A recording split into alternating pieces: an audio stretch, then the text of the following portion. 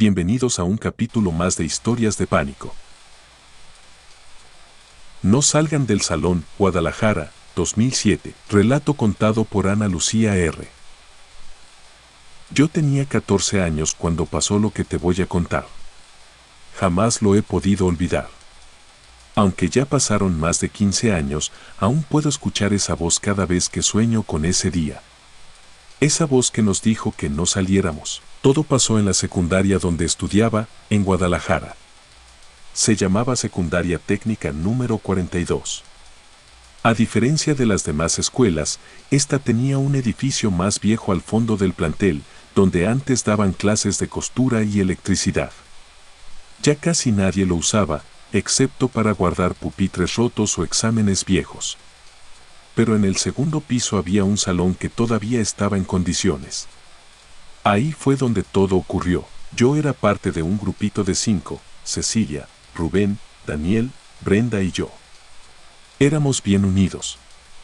Nos sentábamos juntos en clase y nos gustaba el rollo de las historias de miedo. Cecilia, sobre todo, era fan de lo paranormal. Fue ella quien trajo la idea, ¿y si jugamos a la ouija mañana en el receso? Yo me reí, pensando que lo decía jugando. Pero Brenda, que siempre fue más seria, le dijo que no anduviera invocando cosas raras. Cecilia insistió, no es invocar, nomás es preguntar. Hay rumores de que una chava se quitó la vida en ese salón viejo, ¿no se acuerdan? Pura leyenda urbana, respondió Daniel, medio nervioso. Pues vamos viendo, remató Rubén. Al día siguiente, Cecilia trajo una hoja tamaño carta donde había dibujado el abecedario, los números y un sí y no en las esquinas. El puntero fue una tapa de Coca-Cola. Todo se sintió como un juego, hasta que empezó. Nos metimos al salón viejo durante el receso. Las ventanas estaban llenas de polvo y el aire olía a encerrado. Nos sentamos en círculo sobre el piso, usando un pupitre como mesa.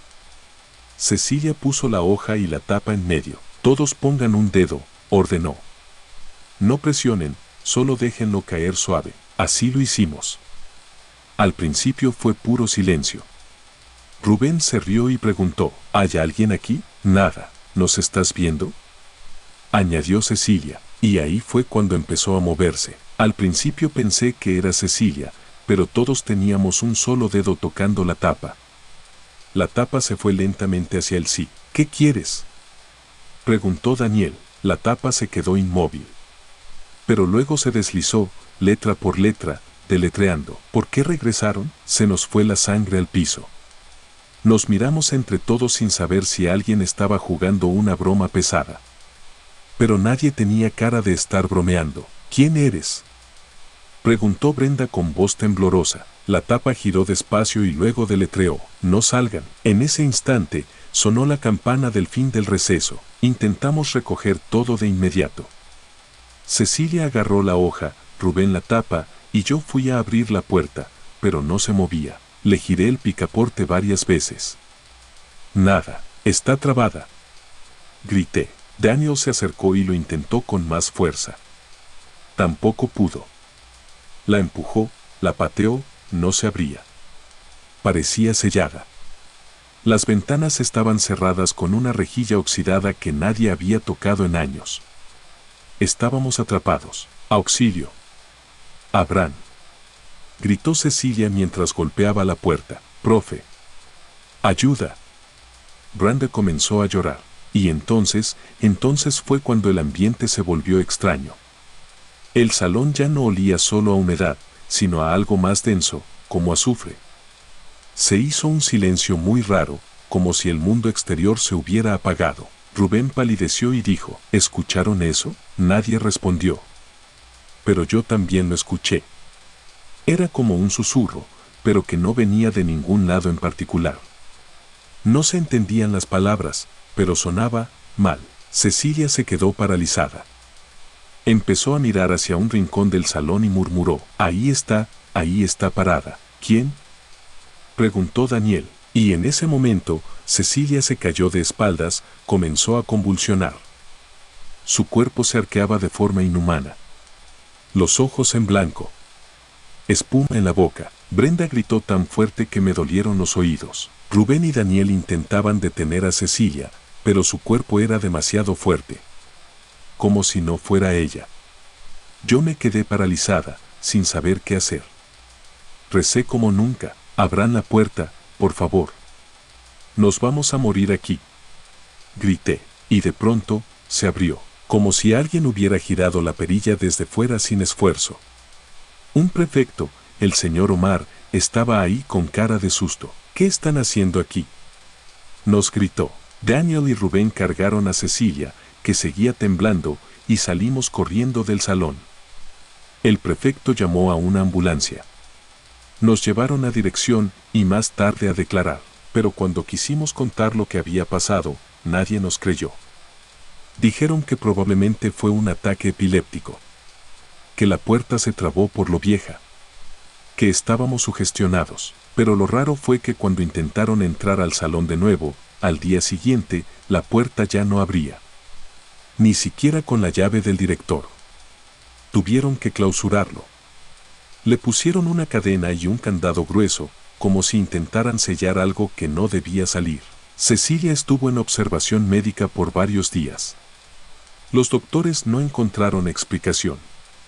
Ella no recordaba nada, solo decía que una mujer de cabello largo le decía que se quedara ahí. Después de eso, nuestro grupo se desintegró. Rubén se cambió de turno. Brenda pidió baja temporal.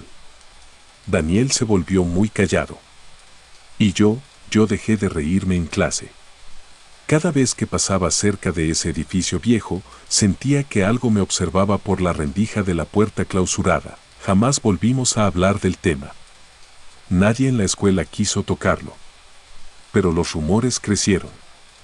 Se decía que esa alumna, la que supuestamente se quitó la vida ahí, no había muerto por suicidio, sino que la habían encontrado de rodillas, con la cara desfigurada, como si hubiera visto algo que nadie más pudo ver. Yo no sé qué invocamos ese día. Pero aprendí algo muy claro. Hay lugares donde es mejor no jugar. Porque si llamas a algo, puede que sí te escuche. Y no quiera que te vayas. El maestro que no estaba, Monterrey, 2015. Relato contado por Oscar M. No me preguntes por qué acepté. Siempre me pareció una tontería andar jugando con cosas como la ouija, pero ese día, no sé, tal vez fue el aburrimiento o las ganas de impresionar a Valeria. Lo que sí te puedo asegurar es que nunca volví a ver un salón de clases igual después de eso. Estudiaba el último semestre en una preparatoria privada en Monterrey. El colegio tenía fama de estricto, aunque con instalaciones bastante modernas. Todo estaba lleno de cámaras, sensores y esos salones con proyectores y pantallas planas por todos lados. El aula de computación era una de las más nuevas, con más de 20 equipos, todos con monitores grandes que reflejaban como espejos. Aquel miércoles tuvimos una hora libre porque la maestra de inglés no llegó. Nos quedamos en la sala de cómputo porque el coordinador dijo que podíamos usarla mientras no saliéramos a hacer desorden. Éramos 6, Valeria, Melissa, Leo, Diego, Alex y yo. Todo empezó con una conversación casual. Valeria, con esa risa pícara que tenía, mencionó que en esa sala había muerto un maestro hacía unos años. Nadie le creyó. Te lo juro, dijo, era un profe de física. Castañeda, creo.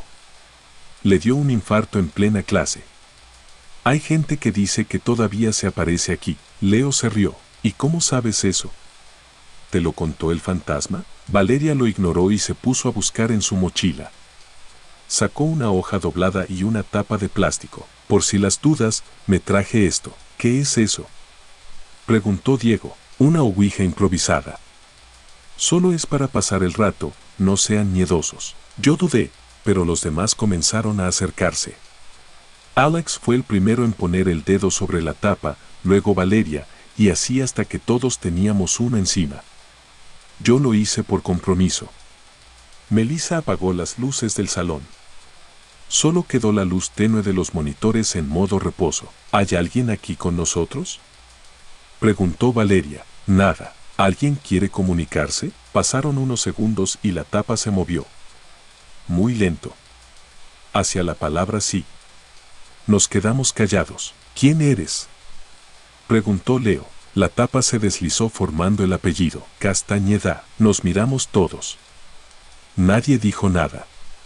Yo intenté hacerme el escéptico. Seguro alguien lo movió. ¿Estás con nosotros?, preguntó Melissa, ignorando mi comentario. S.I., ¿quieres decirnos algo? Silencio.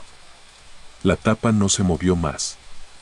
Diego soltó una risa forzada. Bueno, ya, fue divertido. Hay que guardar esto antes de que llegue el coordinador. Alex se levantó para prender las luces, pero no encendieron. Fue raro, porque ese salón siempre tenía todo automatizado. Lo siguiente que pasó fue aún más extraño. Todos los monitores se encendieron al mismo tiempo, sin que nadie los tocara.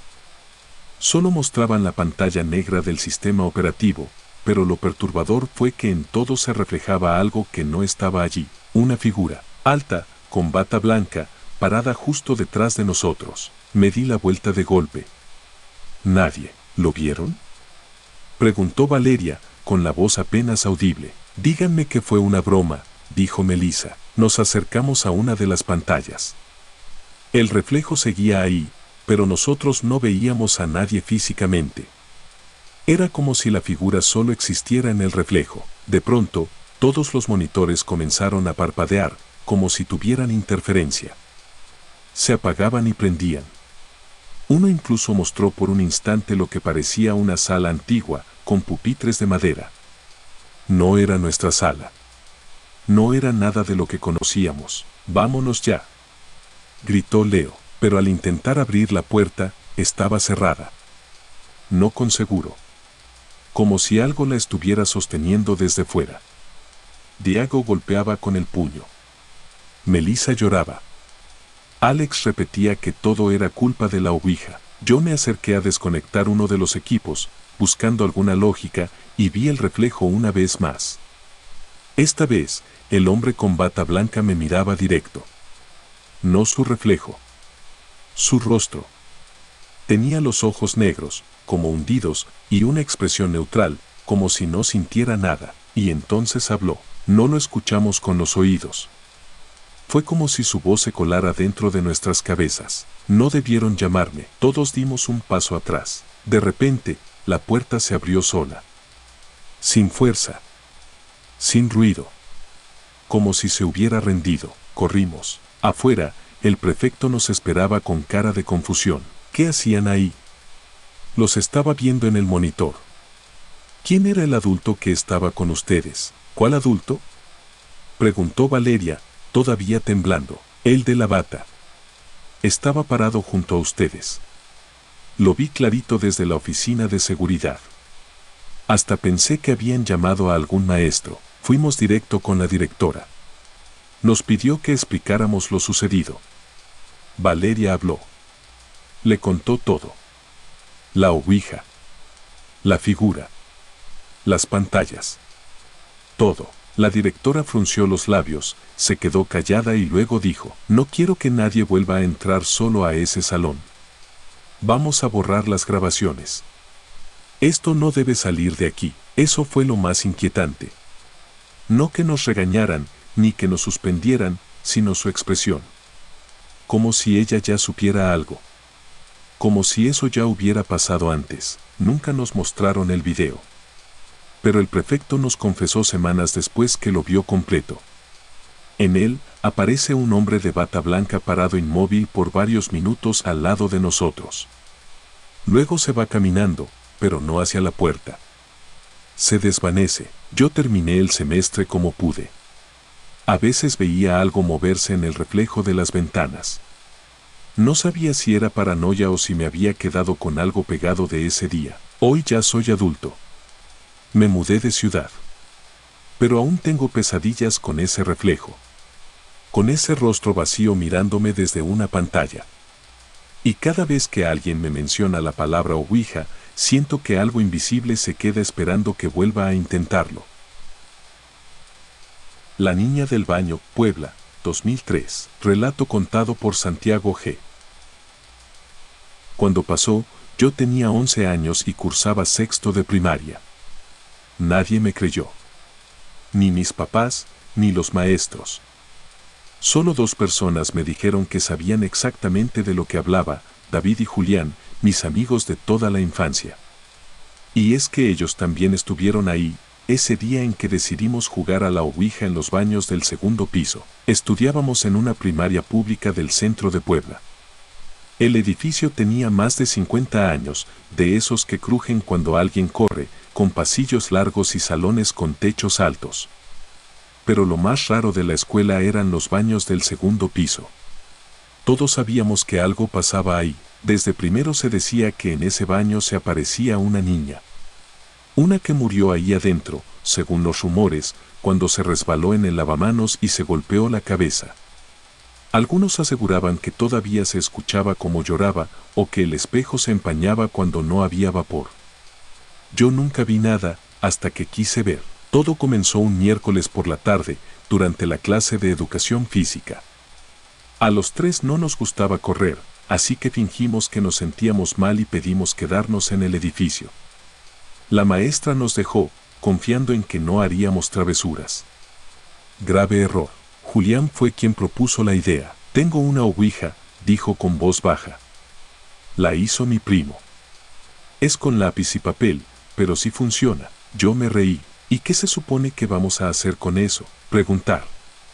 A ver si es verdad lo de la niña. David aceptó sin pensarlo. Yo dudé, pero terminé cediendo. No querían hacerlo en el salón para que no nos vieran, así que Julián propuso el baño del segundo piso. Ahí es donde dicen que pasa, dijo. Entramos los 3. Estaba vacío. Las luces parpadeaban un poco, como siempre. Los lavamanos estaban manchados de sarro y el espejo, largo y rajado de un lado, cubría casi toda la pared. Julián sacó su papel doblado, donde había escrito las letras del abecedario, los números y las palabras sí y no. Usó la tapa de su jugo Boeing como puntero.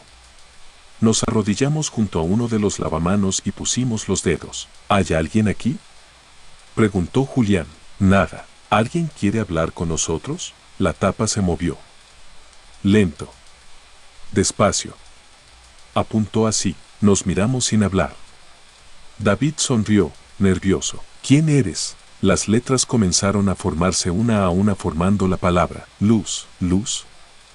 ¿Así te llamas?, preguntó Julián. Sí, deletreo. ¿Estás aquí en el baño? Sí. ¿Por qué estás aquí? La tapa se deslizó y deletreó. En el espejo. Yo me levanté de golpe. Ya estuvo. Esto no está chido. Tranquilo. Seguro alguno de nosotros lo está moviendo, dijo David. ¿Quién lo mueve, entonces?, dije. Ninguno tenía cara de estar bromeando. David, tratando de hacerse el valiente, se puso frente al espejo. ¿A poco estás ahí?, dijo con tono burlón. A ver, sal, Luz. Sal del espejo. Se rió. Pero su risa se cortó de pronto. ¿Qué?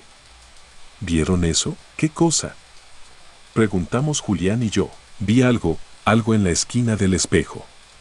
Como una cara. Una niña chiquita con el uniforme, y estaba sucio, como manchado de tierra o sangre. Yo no vi nada. Julián tampoco. Solo el reflejo de nosotros 3. Ya vámonos, dije. Esto ya se pasó de juego. David insistió en que lo había visto, pero yo creí que solo quería asustarnos. Guardamos el papel y salimos. Ya no dijimos más. Volvimos a clase como si nada, pero esa tarde, todo cambió. La mamá de David nos llamó por teléfono a mi casa. Mi mamá atendió. La señora estaba desesperada. Dijo que había encontrado a David encerrado en el baño de su casa, gritando, con los brazos todos arañados. Decía que había una niña que se reía desde el espejo, que lo miraba fijo, que no podía dejar de verla. Lo llevaron al doctor. Dijeron que eran alucinaciones, que quizá fue una crisis nerviosa. Pero los rasguños no eran superficiales. Eran profundos, como si lo hubieran atacado con uñas muy pequeñas. Como de niña. Después de eso, David no volvió a la escuela por una semana. Julián y yo estábamos inquietos, aunque no decíamos nada. Hasta que empecé a soñar con ella. Primero fueron imágenes sueltas, una niña en uniforme parada frente al espejo. Luego, ella dentro del baño, mirándome desde la esquina, con la cabeza ligeramente ladeada y el cabello cubriéndole media cara. Su ropa estaba sucia, desgarrada, los zapatos embarrados. Y sus ojos no parpadeaban.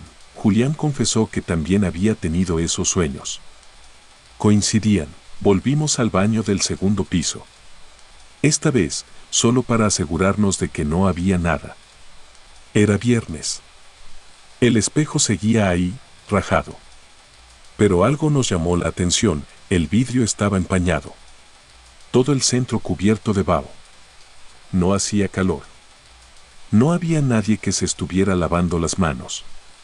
Era como si alguien hubiera respirado justo frente al espejo. Esto no puede ser normal, dijo Julián. Yo no respondí. Regresamos a clases y esa tarde, al llegar a casa, encontré el espejo del baño de mi cuarto lleno de gotas. Como si alguien lo hubiera salpicado de agua sucia. Llamé a mi mamá, pensando que tal vez se filtraba algo. Pero al limpiar con papel, noté marcas. Como dedos arrastrados desde dentro. A partir de entonces, fue diario. Las marcas. Las manchas. Las noches con esa niña parada en mis sueños. David regresó a clases, pero no era el mismo. Hablaba poco. Estaba ojeroso. Evitaba los espejos. Y lo más inquietante, cada vez que pasábamos junto al baño del segundo piso, apretaba los puños. Una vez, lo vi detenerse y decir, en voz baja, ahí sigue. Después de unas semanas, más alumnos comenzaron a hablar. Decían que veían figuras pasar al fondo del baño.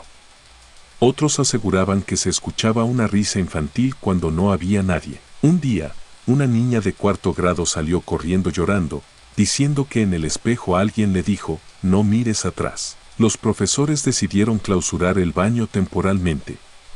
Pero lo más impactante fue que un día, sin previo aviso, lo remodelaron. Pintaron todo de blanco, cambiaron puertas, lavamanos y retiraron el espejo. Nadie explicó por qué. Solo dijeron que era mantenimiento. Julián me escribió años después, ya en secundaria. Me dijo que aún soñaba con ella. Que su reflejo se aparecía a veces en ventanas o pantallas oscuras. Yo también la he visto. No te diré que constantemente, pero sí en momentos muy específicos, cuando estoy vulnerable, cuando discuto con alguien, cuando estoy solo frente a un espejo grande, entonces la noto de reojo. No se mueve. Solo observa. Como si estuviera esperando a que vuelva a jugar. Desde aquella tarde de 2003, no he vuelto a poner los dedos sobre una ouija. Y si alguna vez te llega una historia parecida, no la tomes a la ligera. Hay cosas que no necesitan ser invocadas. Solo necesitan que las mires, para que sepan que ya pueden seguirte a casa. El grito de las escaleras, CDMX, 1999. Relato contado por Rodrigo R. Nunca pensé que un juego tonto en la escuela pudiera marcarme de por vida. No éramos unos niños. Ya teníamos 17 años. Estábamos en el último semestre del bachillerato nocturno en la Gustavo Amadero, en la Ciudad de México. Pero aún así, hicimos lo que hicimos. Y lo que pasó esa noche, no lo he contado nunca en voz alta. Solo lo escribo ahora, porque hay algo que no me deja en paz desde entonces. Nuestra escuela era un edificio viejo, de 3 pisos, con escaleras de cemento en espiral y barandales metálicos oxidados. Por el día era ruidosa, llena de vida. Pero por la noche, cuando solo estábamos los del turno nocturno, el ambiente cambiaba. Los salones se sentían más fríos, los pasillos más largos, y todo sonaba más fuerte, los pasos, los portazos, incluso el viento. En ese entonces, yo tenía un grupo de amigos con los que me juntaba a la salida, Carla, Hugo, Brenda y el Güero. Nos gustaba quedarnos un rato más después de clases. A veces subíamos a la azotea, a veces solo a platicar. Pero esa noche de octubre, Hugo llevó algo diferente, una hoja doblada con letras escritas a mano y un pequeño vaso de plástico. Es una ouija casera, dijo, mostrándonos la hoja. Mi prima la usó en su escuela y dice que sí funciona. ¿Y para qué la traes?, le preguntó Carla, medio riéndose. ¿Nunca han oído lo que pasó aquí en los 80? ¿Lo de la morra que se cayó por las escaleras?, intervino el güero. Dicen que fue accidente, eso dicen. Pero también cuentan que alguien la empujó, que discutió con otra chava y nadie dijo nada. Desde entonces se oyen ruidos en el tercer piso cuando no hay nadie. Yo me encogí de hombros. A mí me daba igual. No creía en fantasmas, pero tampoco tenía ganas de ser el aguafiestas. Subimos al tercer piso después de la última clase. Eran casi las 10 de la noche. Todo estaba apagado, menos las luces tenues del pasillo. Nos sentamos en el descanso de las escaleras, junto a una ventana vieja con vidrios opacos. Hugo puso la hoja sobre el piso y colocó el vasito al centro. Pongan un dedo cada uno, dijo. Lo hicimos. Y empezó el juego. ¿Hay alguien aquí con nosotros? Nada. ¿Quieres decirnos algo? El vasito tembló. Muy poco. Pero se movió hacia el sí. ¿Eres la muchacha que cayó por las escaleras? S.I. Nos miramos entre nerviosos y emocionados. Brenda soltó una risa corta. ¿Estás atrapada aquí? S.I. ¿Qué te pasó? El vaso se deslizó de letra en letra. Tardó, pero fue claro. No cae. Silencio. Se escuchaban nuestras respiraciones, nada más. ¿Entonces qué pasó?, preguntó Carla, casi susurrando. El vaso se movió otra vez. Me empujaron, deletreo. Brenda soltó un "ay, no manches", y el güero se levantó de golpe. Ya. Esto está raro.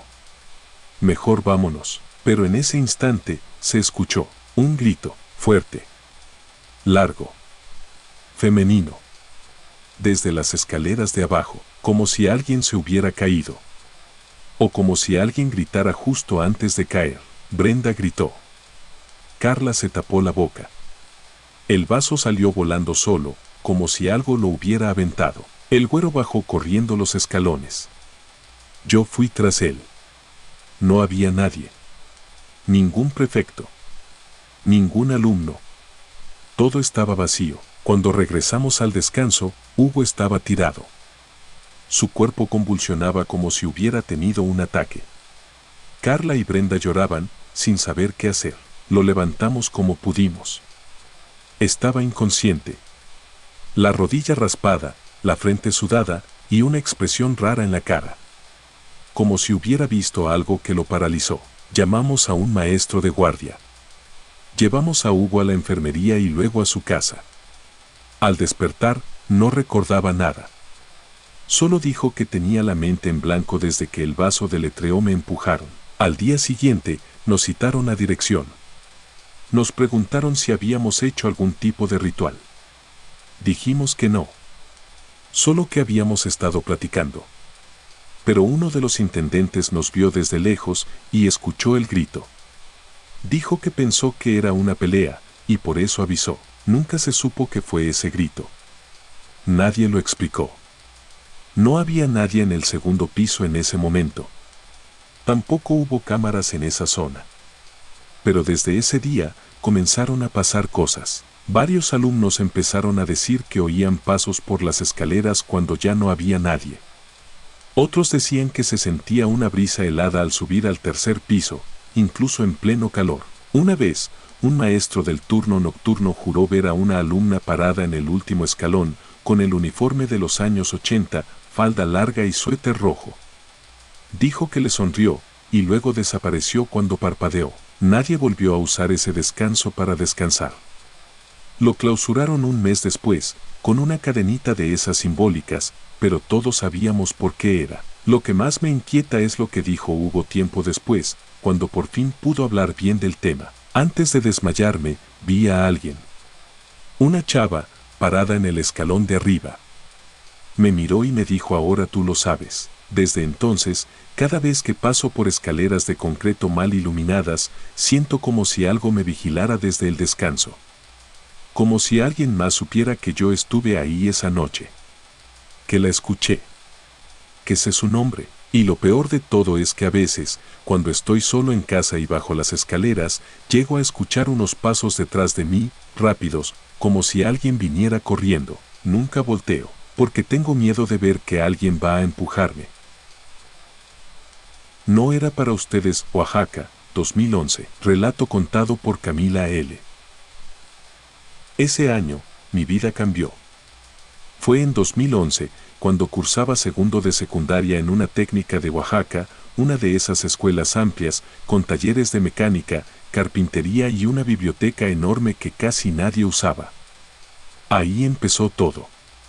En esa sala de estanterías viejas, olor a papel húmedo y techos altos que crujían cuando llovía. Aquel martes por la tarde, una tormenta cayó justo a la hora de clase de ciencias.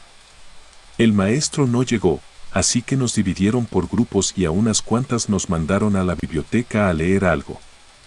Fue más una excusa para mantenernos secas. Éramos tres, mi amiga Fátima, otra compañera de nuestro salón llamada Denise, y yo.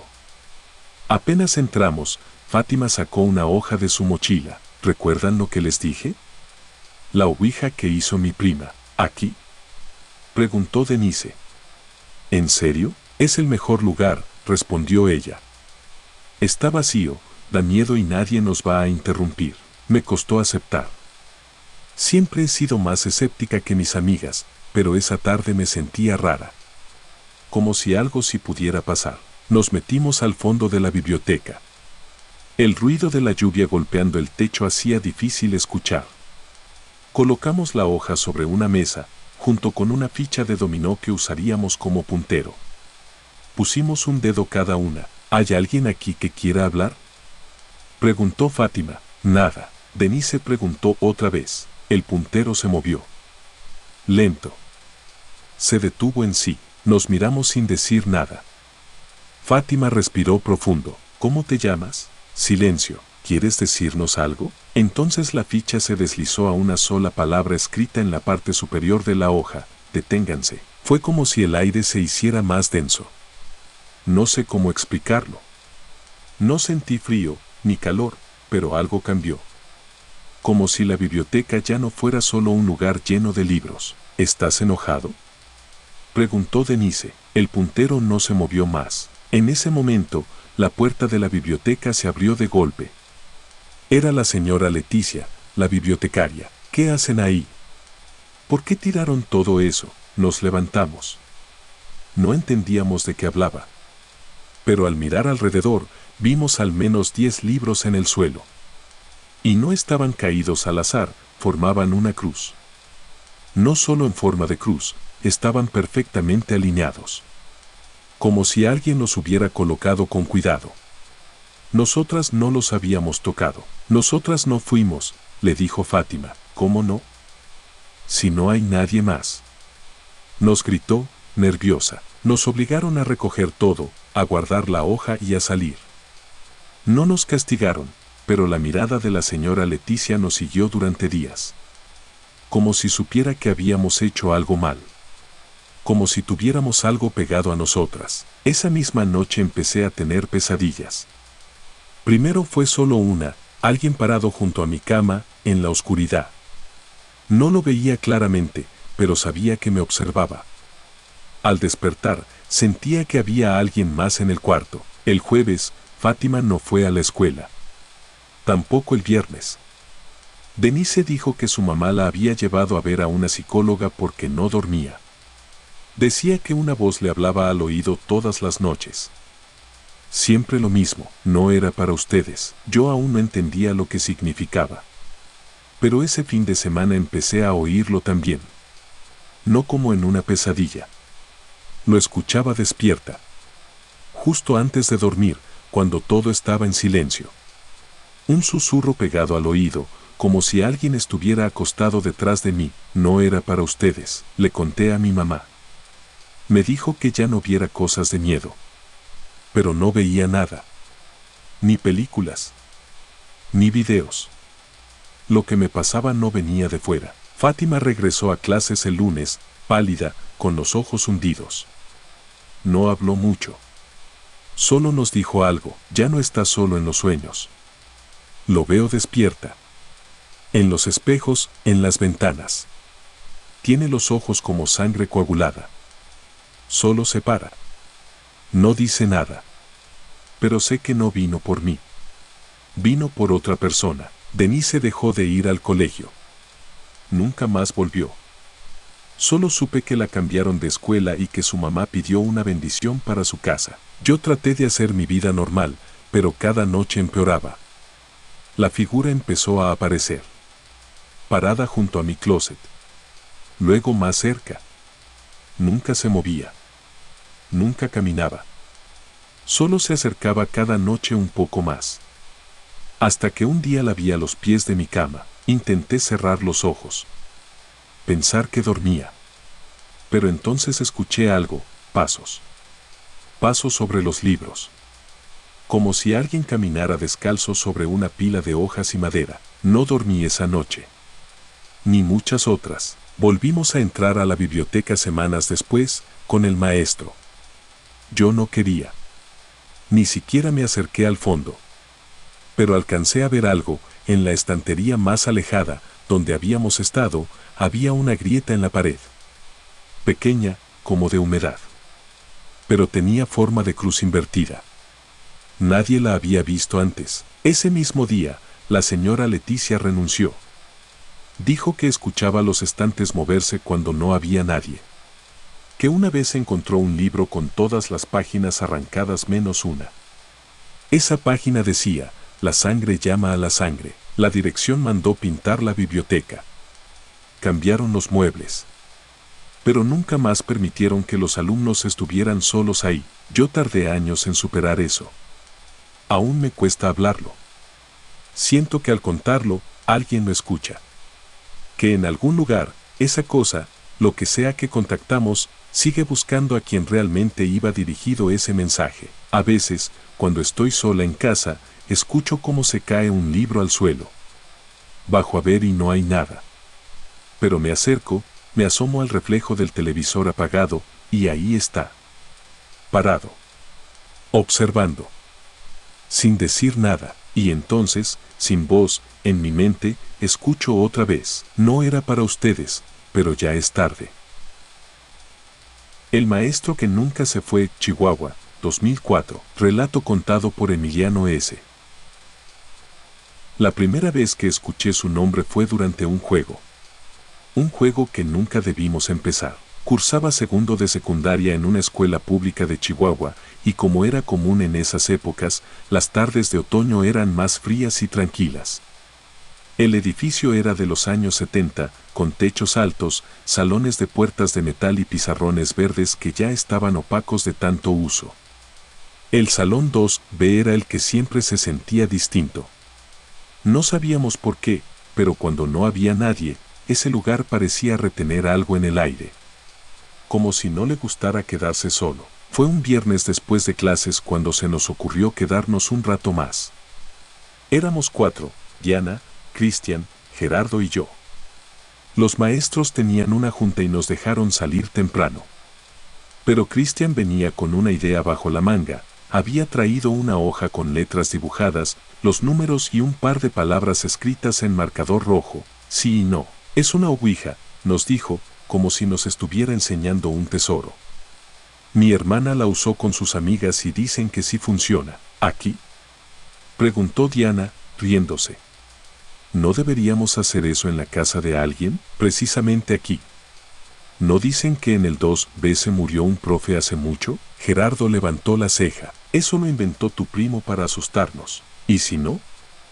¿Y si sí pasó? Entramos al salón.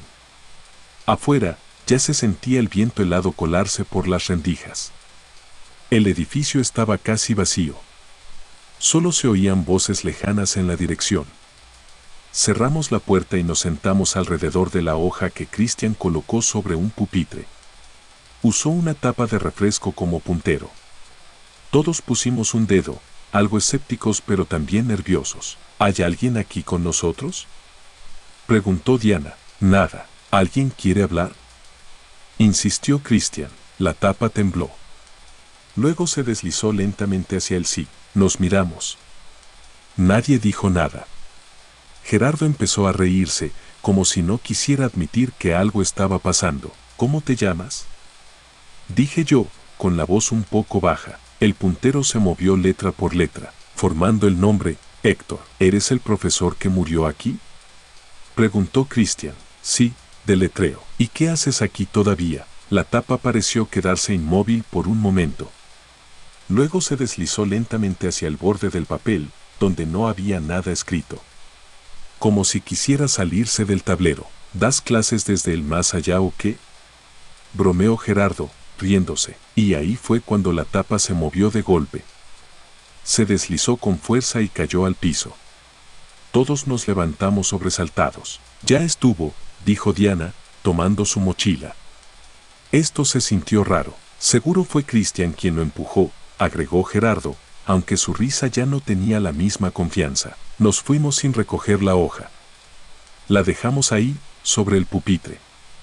Al día siguiente no había clases, así que no supimos nada más hasta el lunes. Ese lunes, tuvimos historia en el 2B. El salón seguía igual, aunque juraría que la hoja ya no estaba. Pensé que algún intendente la había tirado.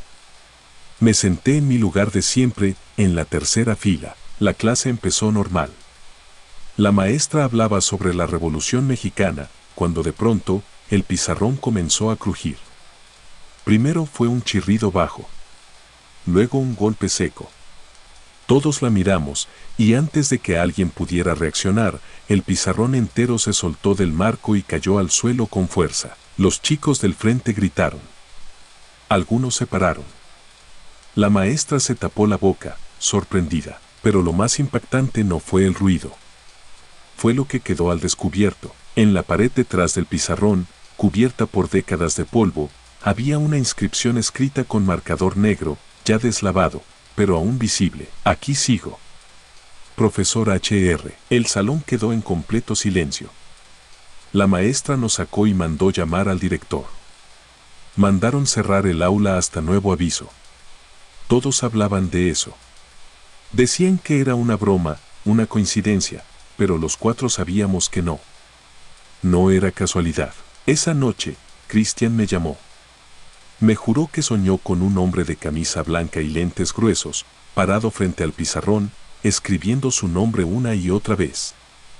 Que en el sueño, el hombre volteaba y le decía, no terminé mi clase. Gerardo se burló al principio, pero días después ya no quería pasar por ese pasillo.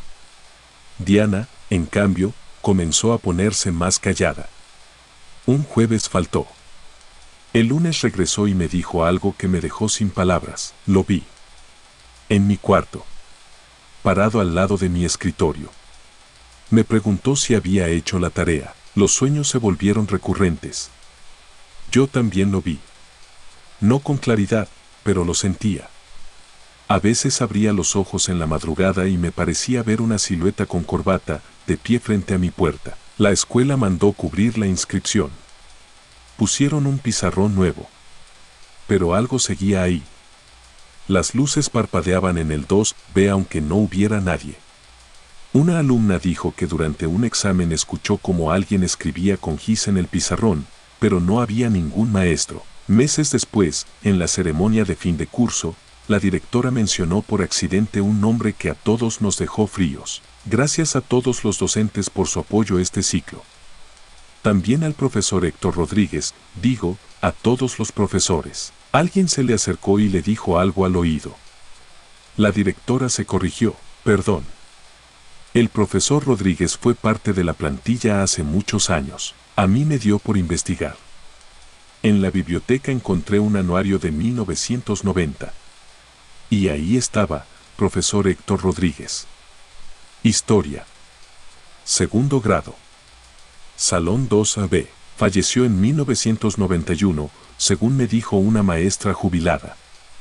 Un infarto durante la clase. Cayó frente al pizarrón. La escuela nunca quiso hacer mucho escándalo. Ahora entiendo por qué no se sentía normal ese salón. A veces, los que se quedan no lo hacen por elección, sino porque aún tienen algo pendiente. Y a veces, los que juegan con cosas que no entienden abren una puerta que no saben cómo cerrar. La cara en la hoja, Querétaro, 2012. Relato contado por Diego M. Hay cosas que uno hace por curiosidad, por aburrimiento o simplemente por no quedarse atrás frente a los amigos. Yo tenía 14 años cuando pasó lo que te voy a contar, y desde entonces no puedo ver una simple hoja de papel sin pensar en esa cara, esa que apareció sin fuego, sin lógica, sin sentido. Estudiaba segundo de secundaria en un colegio particular al norte de Querétaro. No era una escuela enorme, pero tenía un edificio nuevo que acababan de inaugurar ese año. Un módulo con salones vacíos, aún sin asignar, que olían a cemento fresco y a pintura nueva. La mayoría evitaba ir ahí, decían que se sentía raro. A mí no me importaba. Pero ahora sé que desde el inicio había algo raro con ese lugar. Todo empezó un martes por la tarde. Había tormenta. De esas que revientan con truenos que hacen vibrar los vidrios. La luz se iba y venía. Las clases se interrumpieron y varios maestros pidieron a los alumnos que se quedaran en sus salones hasta nuevo aviso. Ese día, yo estaba con dos amigos, Paulina y Mauricio. Ellos eran de los pocos con los que me juntaba. Algo callados, pero nos gustaba bromear con cosas de miedo. Traje algo, dijo Paulina, con una sonrisa que parecía nerviosa. Sacó de su mochila una hoja blanca, escrita con pluma negra. Tenía todas las letras del abecedario, números, y las palabras sí, no y adiós. También traía una moneda de 10 pesos. La vieja, la pesada. ¿Neta hiciste una ouija?, dijo Mauricio, riéndose. Mi prima me contó cómo hacerla. Dicen que funciona si preguntas con respeto. Yo no dije nada. Solo la miré. Afuera seguía lloviendo fuerte, y en ese momento se fue la luz del pasillo. El colegio se sumió en una penumbra silenciosa. Todo se volvió más tenso. Vamos al salón nuevo, propuso Mauricio. El 3B. Está vacío, nadie nos molestará ahí. Fuimos los tres. Al entrar, se sentía un olor fuerte a humedad. El salón apenas tenía pupitres y ningún material escolar. Nos sentamos en una de las últimas mesas, junto a la ventana empañada. Paulina extendió la hoja y colocó la moneda al centro. Pidió que pusiéramos un dedo cada uno. Lo hicimos. ¿Hay alguien aquí?, preguntó. Nada. ¿Alguien quiere comunicarse con nosotros? La moneda se movió ligeramente. Yo pensé que había sido el viento. Pero luego volvió a moverse. Letra por letra, formó la palabra. Préndanla. Nos miramos. No entendimos. ¿Prender qué?, preguntó Mauricio, y sacó un encendedor que siempre cargaba aunque no fumaba. ¿Esto? Lo encendió por broma y lo acercó a la hoja, sin tocarla.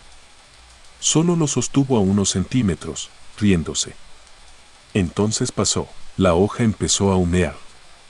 No donde estaba la flama. No en las esquinas. Justo en el centro. Como si algo interno estuviera quemándola desde adentro hacia afuera. Apágalo, grité. Mauricio retiró el encendedor.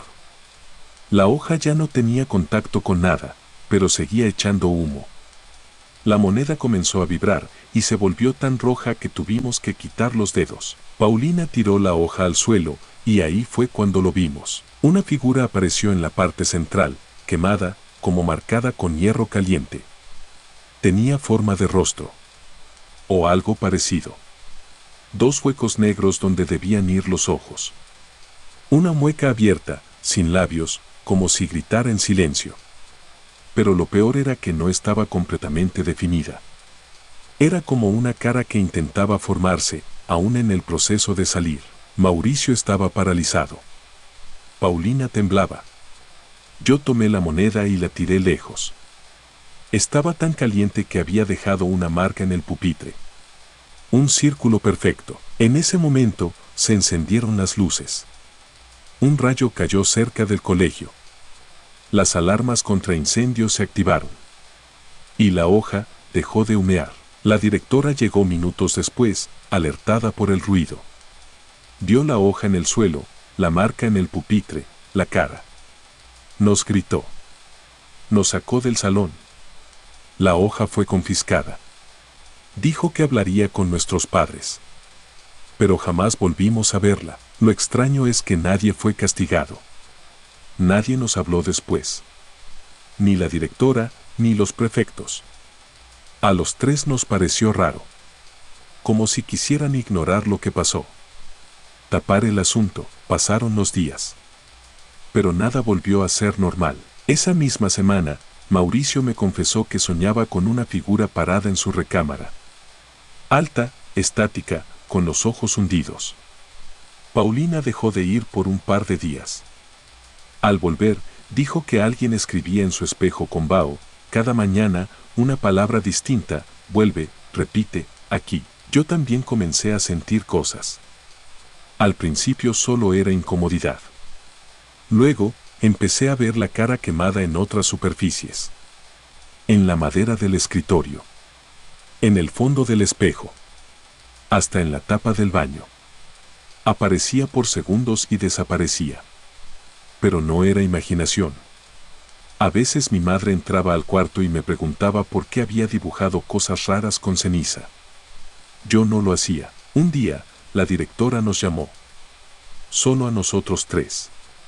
Nos citó en su oficina y con voz seca nos dijo: la hoja desapareció. No la encontramos en los archivos. Tampoco quedó en el depósito.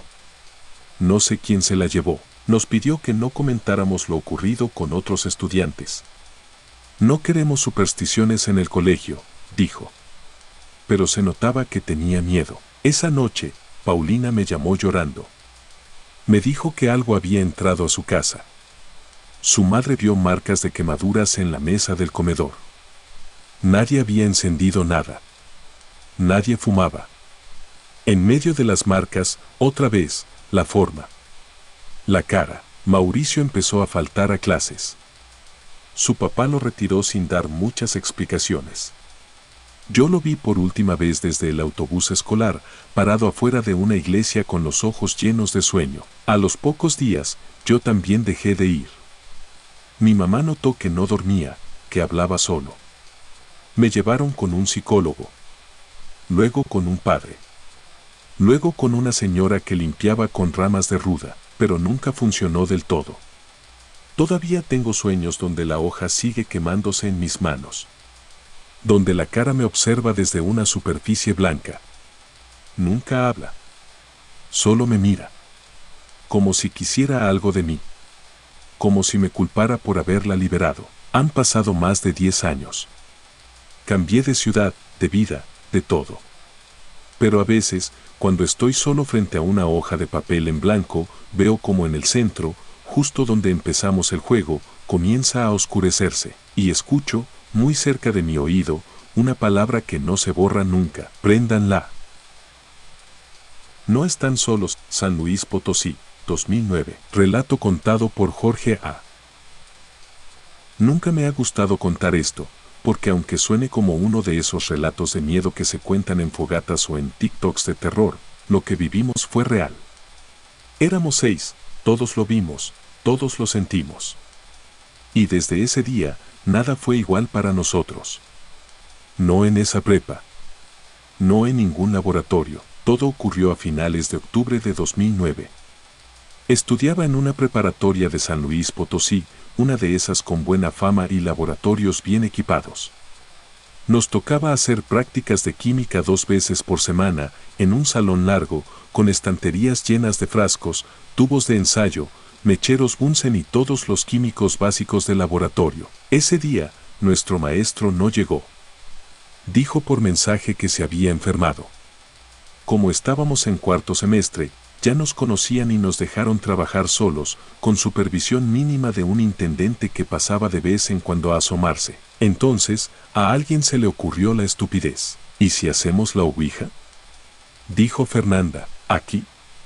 ¿En el laboratorio?, respondí, medio riéndome. No manchen, aquí está perfecto, dijo Mario. Silencio, privacidad, energía y alcohol. ¿Qué más se necesita? Todos nos reímos. Pero yo sabía que hablaban en serio. Usaron una hoja plastificada de un cuaderno viejo que traía Sandra. Le marcaron con plumón letras, números y un sí y no en cada extremo. Como puntero, usaron una regla de las largas, esas transparentes, medio flexibles. Nos sentamos alrededor de una de las mesas largas de mármol. Éramos 6, Fernanda, Mario, Sandra, Alan, Lucero y yo. Pusimos los dedos sobre la regla. Entre broma y nervios, Fernanda hizo la primera pregunta. ¿Hay alguien aquí con nosotros? Nada. Sandra insistió. ¿Alguien quiere hablar? La regla se movió un poco. Solo 1 centímetro. Pensé que había sido un temblor de manos. Pero luego se deslizó más rápido hacia el sí. Todos nos miramos. Mario se rió. ¿Nos estás viendo? S.I. ¿Quién eres? Preguntó Alan. La regla no deletreó un nombre. Solo se movió para formar una frase clara. N-O-E-S-T-A-N-S-O-L-O-S. Nos quedamos congelados. Ni siquiera era una respuesta directa. Era una advertencia. Y justo cuando íbamos a preguntar otra cosa, pasó. Las luces fluorescentes del laboratorio empezaron a parpadear de forma errática. Una por una. Como si algo fallara con la electricidad. Luego, todas se apagaron al mismo tiempo, y por una fracción de segundo, quedó un silencio que no sabría cómo explicar. Ni siquiera escuchábamos la lluvia que caía afuera, y entonces, un estallido. P.A.H. Una botella cayó de una estantería, sin que nadie la tocara. Era una botella de alcohol etílico. Estalló al chocar contra el suelo y su contenido se esparció por todo el pasillo central. El olor era fuerte.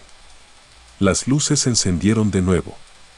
Y todos gritamos al mismo tiempo, corrimos. Dejamos la hoja y la regla ahí. Nadie pensó en recoger nada, salimos del laboratorio como si nos persiguieran. El prefecto del pasillo nos detuvo, alarmado por los gritos. Nos encerraron en dirección. Dijimos que estábamos haciendo una práctica, que la botella se cayó sola. Nadie mencionó la ouija. Nadie habló de lo que vimos justo antes del apagón, porque sí, lo vimos, una sombra. Alta. Delgada. Pasó por el fondo del laboratorio justo antes de que las luces se apagaran. No se reflejaba como una persona.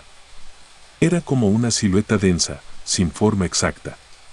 Como si el aire hubiera tomado figura, y no fue nuestra imaginación. Porque había cámaras. Días después, la directora citó a nuestros padres. Les mostró el video de seguridad. Ahí, claramente, se ve cómo la hoja se mueve sola al inicio. Luego la botella se cae sin que nadie esté cerca. Pero lo que más impresionó fue la figura oscura que cruza por el fondo del laboratorio en el momento exacto antes del apagón. Los padres exigieron que se revisara el salón. Que se hiciera una inspección. El colegio contrató a un técnico, a un electricista, hasta llevaron a un limpiador espiritual por petición de una madre. No encontraron nada, pero nosotros sí sentimos que algo quedó abierto. Lucero dejó de asistir a química. Fernanda no quiso volver a ese laboratorio jamás. Sandra empezó a tener pesadillas. Soñaba que estaba dentro del mismo salón, pero no podía moverse. Que alguien respiraba en su cuello. Yo también comencé a notar cosas raras. Al pasar frente a la puerta del laboratorio, aunque estuviera vacío, escuchaba murmullos. Una vez, me detuve al escuchar que alguien decía mi nombre desde adentro. Abrí, no había nadie. Pero la regla con la que jugamos estaba en el piso, partida por la mitad. Nunca lo conté a nadie. Pero ese mismo día, cuando llegué a casa, encontré en mi mochila una hoja plastificada con manchas oscuras. No era la que usamos. Esta tenía las letras borradas. Pero en el centro, alguien había escrito con plumón rojo. Ya los vi, la rompí. La quemé. Pero no me quitó el peso de encima. Los meses pasaron. Todos fingimos que nada pasó. Pero al día de hoy, cuando hablo con alguno de ellos, nadie ha olvidado. Sandra dice que aún sueña con esa sombra. Mario cambió de escuela. Fernanda nunca volvió a entrar a un salón oscuro. Y yo dejé la química. Cada vez que vuelo al coletílico, revivo esa tarde. Y cada vez que paso por un pasillo mal iluminado, siento como si alguien más me estuviera mirando. Sin rostro. Sin voz. Solo eso, sabiendo que ya no estamos solos. El cuaderno que escribía Solo Morelia, 2006. Relato contado por Martina. Hay recuerdos de la secundaria que uno guarda con cariño y otros que intenta enterrar muy profundo. Lo que vivimos ese año, en la Escuela Federal de Morelia donde estudiaba, es de esos que uno quisiera olvidar, pero no puede. Porque cuando algo te mira desde abajo, desde un lugar donde nadie debía mirar, no basta con cerrar los ojos. Todo empezó a principios de octubre de 2006. Tenía 13 años y cursaba segundo de secundaria. Me juntaba con Sergio y Adrián, mis amigos de toda la vida. Los tres éramos los típicos que se sentaban atrás, hacían bromas discretas y buscaban cualquier excusa para no entrar a educación física. Ese día, hubo un cambio de horario inesperado. Cancelaron una clase porque la maestra faltó y como la biblioteca estaba libre, nos mandaron ahí a leer. Pero nadie leía realmente. La señora Luisa, la bibliotecaria, se ausentaba mucho y ese día simplemente no apareció. Entonces Sergio sacó una hoja doblada de su mochila. ¿Quieren probar esto?, dijo con una sonrisa que parecía más retadora que entusiasta. Era una ouija casera. Letras marcadas con regla, números y las palabras sí, no y adiós en las esquinas. Usaría su goma blanca como puntero. Adrián y yo nos miramos. Dudamos, claro. Pero el lugar estaba en silencio, la biblioteca vacía y la curiosidad pesada. Nos sentamos en el suelo, entre dos estanterías donde nadie nos vería. Sergio puso la hoja en el centro y colocamos los dedos. Yo apenas tocaba la goma, sin intención real de participar, pero ellos dos parecían más metidos en el juego. ¿Hay alguien aquí con nosotros?, preguntó Sergio. Nada. ¿Quieres decirnos algo? La goma se movió. Solo un poco. Luego otra vez. Se deslizó lentamente hasta el sí. Nos reímos nerviosos. Pensé que uno de ellos la había empujado. Sergio insistió. ¿Quién eres? La goma no respondió. Solo giró en círculos. Luego se quedó inmóvil. ¿Dónde estás? Nada. Adrián se rió y dijo en voz baja. A lo mejor está dormido. Pero entonces miramos a Sergio. Ya no hablaba. Se quedó mirando al frente, al vacío, con una expresión tensa. Su dedo seguía en la goma, pero no parpadeaba. Adrián le habló. ¿Sergio?